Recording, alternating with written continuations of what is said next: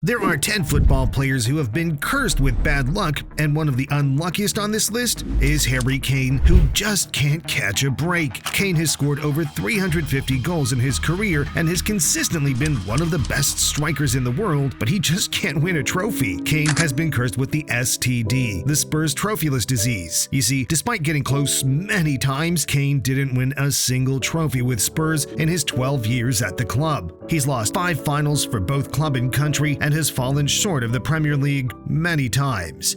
So, at 29 years old, craving some silverware, Harry made the move to the one club in Europe where he would be sure to win a trophy, Bayern Munich. I mean, they've won the last 11 league titles in a row, so this was a sure thing, right? Wrong. You can take Kane out of Tottenham, but you cannot take the Tottenham out of Kane, as he took the curse with him to Germany. Kane's first game with Bayern was the German Super Cup, which they lost. Bayern Munich then got eliminated from the DFB Pokal in the second round, and for the first time in 11 years, it looks like Bayern Munich are going to miss out on the Bundesliga, with Bayer Leverkusen flying at the top, meaning Kane's trophyless spell is going to go on for another season. But at least Spurs aren't winning any trophies anytime soon, meaning Kane won't be missing out like what happened to João Cancelo, because he missed out on one of the greatest achievements in football history. In 2023, Cancelo was one of Man City's most talented players, but he wasn't a regular starter under Pep Guardiola. After a falling out between them, Cancelo was loaned out to Bayern Munich in January, which looked to be a good move for both parties.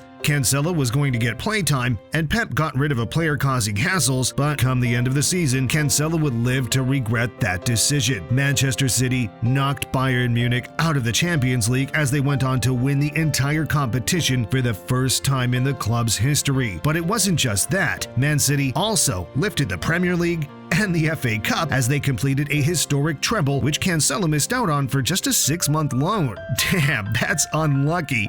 But what happened to Sergio Aguero was even worse, because it happened for both club and country. Sergio spent 10 years of his career at Manchester City, where he became their record goal scorer and probably their greatest ever player. By 2014, he had already won every trophy with Man City besides one, the Champions League. And that's why he promised the City fans he would not leave the club until they were European champions. Roll on 2021, and Aguero still hadn't managed to lift the Champions League trophy, and he decided to call it quits for Man City. Just 2 seasons later, they signed a replacement striker in Erling Haaland, who took this City team to Champions League glory. But things got even worse for Aguero, because the same thing happened with the national team. Aguero spent 15 years playing for Argentina, where he got so close to lifting the World Cup but just fell short. In 2021, he announced his retirement from international football, and just 1 year later, Argentina went on to lift the World Cup, meaning Aguero missed out on the 2 biggest trophies in football by just 1 year each. That's rough. But we still have to go through 7 of the unluckiest football players of all time, like the player who lost so many finals that he was nicknamed Mr. Silver Medal, or the football player who would have been the greatest of all time if not for some awful luck. But before we get to those, Steven Gerrard jinxed his team out of a Premier League title with just 1 sentence. In 2014, the Premier League title race was extremely close between Man City, Liverpool, and Chelsea. With just a couple of games to go, Gerrard's Liverpool beat out Man City, which meant they went 5 points clear at the top of the Premier League. Liverpool hadn't won the league for over 20 years, and Gerrard was coming to the end of his career, so this would have been the perfect ending for him. After this win against Man City, Gerrard told his team, "We don't let this slip. We go again." But luck was not on Gerrard's side, because in the next game, Liverpool faced Chelsea, where Gerrard did this. Oh, and Gerrard has slipped, and Timber Bar is through here for Chelsea. It's Bar!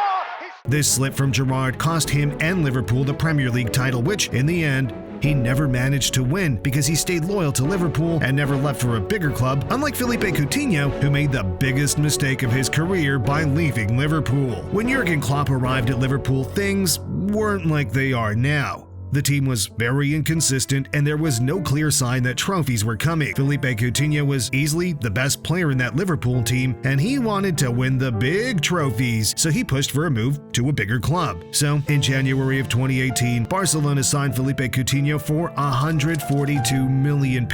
But this is when Coutinho's luck turned sour. With the money Liverpool got for Coutinho, they signed Virgil van Dijk and Alisson, who transformed Liverpool into a team that could really challenge at the top. The next season, they won the Champions League, and the year after that, they won the Premier League as they become one of the best teams in Europe. Meanwhile, Coutinho joined a Barcelona team that was rapidly declining. He didn't really settle into life in Spain either, with his performances dropping and becoming a shadow of the player he was at Liverpool. At least Coutinho did manage to win one league title in Spain, but it just isn't the same as the Premier League with Liverpool. But Michael Ballack experienced the unluckiest year in football history. He finished runner-up in 4 major competitions within a 2-month period, which landed him the nickname Mr. Silver Medal. In 2002, Ballack was playing for Bayer Leverkusen, and he was one of the best midfielders in the world. Come the end of the season, Leverkusen were in a miracle position because they were on for the treble. They were leading the Bundesliga title race, and they were in the final of both the Champions League and the German Cup. But back-to-back defeats in the last 2 games of the Bundesliga season saw Leverkusen finish runners-up to Dortmund by a single point. 1 week later, they got hammered 4-2 in the German Cup by Schalke, but not all hope was lost because Leverkusen still had the biggest prize of the lot to play for, the Champions League final. But of course, they lost that one too against Real Madrid thanks to a Zidane wonder goal. Although the season was over for Bayer Leverkusen, Ballack had a chance to win the biggest competition of the lot with the World Cup in the summer. Germany made their way to the final, with Ballack being a standout performer, but his hopes were crushed as Ronaldo Nazario bagged a brace to hand Ballack his 4th silver medal in just 2 months. Michael Ballack had a great career, but would never manage to win either the World Cup or the Champions League, despite getting so close. But he's not the only great player to miss out on a Champions League trophy, because Zlatan Ibrahimovic was cursed with bad luck in this competition. Throughout his career, Ibrahimovic has toured Europe's top clubs and has won trophies everywhere he's been, but he just couldn't get his hands on the Champions League despite getting so close to it twice. In 2009, he left Inter Milan to sign for Barcelona, and that same season, Inter Milan won the Champions League. Then, after just 1 year in Barcelona, he left for AC Milan, and that season, Barcelona won the Champions League. He's like a Champions League repellent, but he's definitely not as unlucky as Antoine Griezmann, because he's been in La Liga for 9 years straight, and every time he moved clubs, the club he left won the title. In 2014, Atletico Madrid won the Liga. The next season, they signed Antoine Griezmann, where he would go on to play for the next 5 years. In these 5 years, he lost a Champions League final and finished La Liga runners-up twice to Barcelona. So, with the hopes of winning the league, in 2019, Griezmann made the move to Barcelona. But just like what happened to Coutinho, he would regret going there. After moving to Barca, Atletico Madrid won La Liga for the first time since 2014. Then, after a poor 2 years at Barcelona, Griezmann made the move back to Atletico Madrid, but in the next season, Barcelona finally managed to win the league again after a 3-year drought. I got a feel for the guy. He should have just stuck with Atletico throughout. He'd be more of a club legend and have won a league title. But at least he's won some big trophies with the national team, unlike Marco Reus, who is the unluckiest German player ever. In 2011 and 2012, Borussia Dortmund won the Bundesliga title back-to-back. The season after this, they signed Marco Reus. Since that signing, Bayern Munich have won 11 straight Bundesliga titles, with Marco Reus finishing runner-up 7 times. He's also lost out on the Champions League with a final defeat to, of course, Bayern Munich, but believe it or not, this is nothing compared to what happened to Reus in 2014. You see, Marco Reus has struggled with injuries throughout his entire career, picking up a total of 66 injuries, ranging from small knocks to serious tears, which has seen him out-injured for a total of 1,322 days. That's over 3.5 years of being injured. Now, despite this, Reus was still one of the best players in Germany and was a key player for the German national team. With the 2014 World Cup coming up, an injury was the last thing that Reus wanted, and he had made it to the end of the season injury-free. But unfortunately, in a friendly match just before the tournament, Reus suffered a partial ligament tear in his left ankle, meaning he was out of the World Cup. Germany went on to win this World Cup, leaving Reus devastated that an injury forced him to miss what would have been the greatest achievement of his career. But now, if we're talking about bad luck with injuries, we have to speak about Ronaldo Nazario, because he would have easily been the GOAT if not for the awful luck he had. Ronaldo Nazario, commonly referred to as El Fenomeno or R9, made the move from Brazil to Europe in 1994. Here, he would quickly establish himself as one of the best talents to ever kick a football. football. He had it all: power, pace, skills, and the Brazilian flair. But with all the talent he had, he was very unlucky. In 1999, he was playing for Inter Milan. He was just 23 years old and had already scored 138 goals in 152 games. These were stats that had never been seen before. He was simply unstoppable. He already had one Ballon d'Or to his name, as he was easily the best player in the world. The iconic Paolo Maldini, who played for AC Milan, would go as far to say that R9 was on the level of Diego Maradona, as they were the two best players he's ever played against.